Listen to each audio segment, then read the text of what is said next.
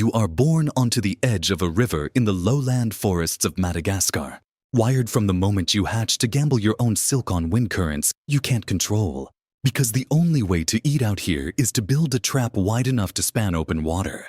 And the only way to build it is to risk drifting off into nothing every single time you try. You break out of an egg sac tucked into a curled leaf a few meters above the riverbank, and there's no mother waiting to check on you. She sealed this sac weeks ago and never came back. Dozens of siblings tear through the silk around you at the same time. And within minutes, all of you are spreading out in different directions across the leaf. You drop a single thread and let it catch the air, drifting sideways until it snags on a nearby branch. And you climb down it fast before anything walking the leaf above you decides you're worth eating. A stink bug crosses the same leaf a moment later, close enough that its weight shakes the whole surface. And you go still and wait until the shaking stops before moving again. Two of your siblings aren't as careful. One gets caught under the bug's leg when it shifts weight, and by the time it walks off, your sibling isn't moving anymore. You're a few weeks old now, and your body is still too small to attempt anything bigger than a scrap of web strung between two leaves. You try anyway, letting a line drift from your spinnerets out into open air, hoping it catches something solid on the other side.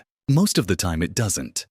The thread drifts, sags, and falls into the leaf litter below, and you have to reel it back in and try again. One attempt catches on a low branch across a narrow gap, and you follow it out, testing the tension with your front legs before committing your full weight. A gust picks up halfway across, and the whole thread swings wide, dragging you sideways over open space with nothing underneath you but a 2-meter drop into wet leaves.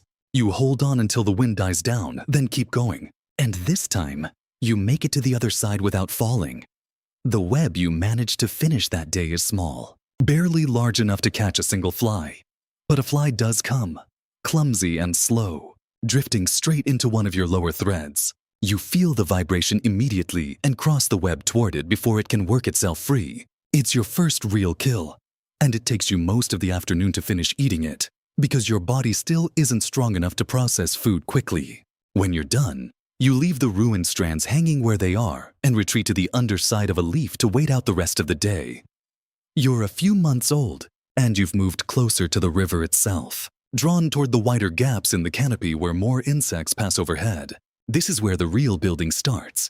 You climb to a branch at the river's edge, drop a bridge line into the open air above the water, and let the wind carry it. There's no way to aim it. You just release it and wait. And this time it takes almost an hour before the thread finally catches something on the far bank, invisible from where you're standing. You test the tension, feel it hold, and start walking the line out over the water, laying down a second thread beneath the first as you go, then a third, building the scaffolding your web will eventually hang from. Below you, the river moves fast enough that if you fall, there's nothing to grab on the way down. Halfway across, a fish breaks the surface below you, snapping at something on top of the water, and the spray from it reaches high enough to touch your back legs. You don't stop moving. You finish the crossing and anchor the last line to a branch on the far side before resting.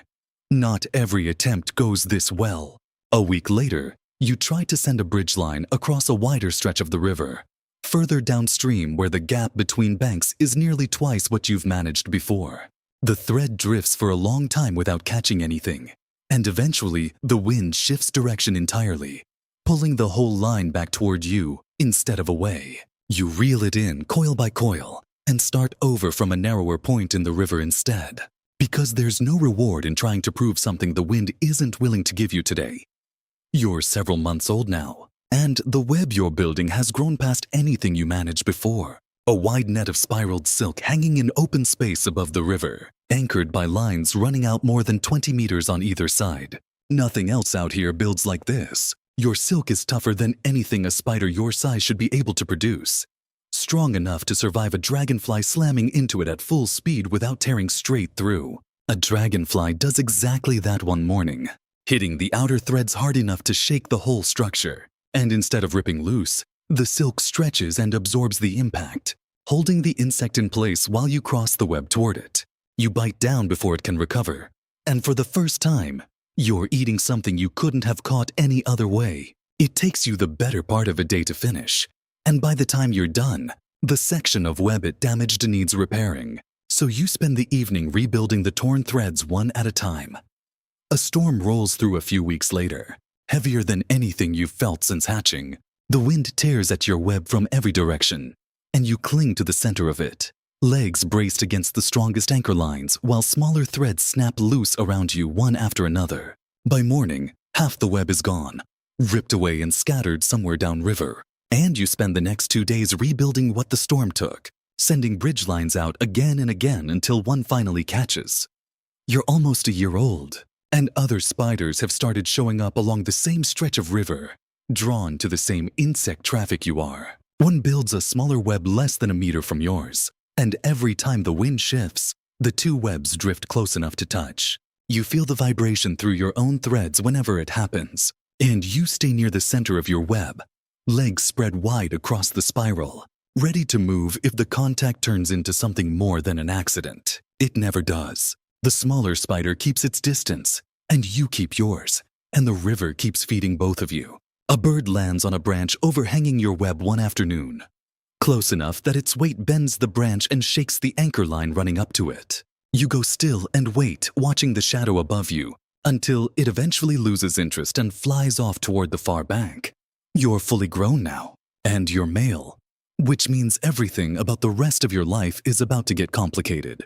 Somewhere along the riverbank, a female has just molted, her new exoskeleton still soft, and this is the only window you have. Once her shell hardens, she stops being something you can approach and starts being something that can kill you without much effort. Because she's roughly 14 times your size, with a body built to catch prey far larger than you find her web while she's still soft, and you move onto it carefully, keeping your steps light enough not to trigger anything.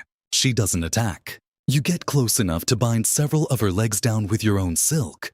Not enough to stop her completely, just enough to slow whatever she decides to do next. Then you mate with her, fast, because there's no version of this that benefits from taking your time. Halfway through, something inside you tears loose.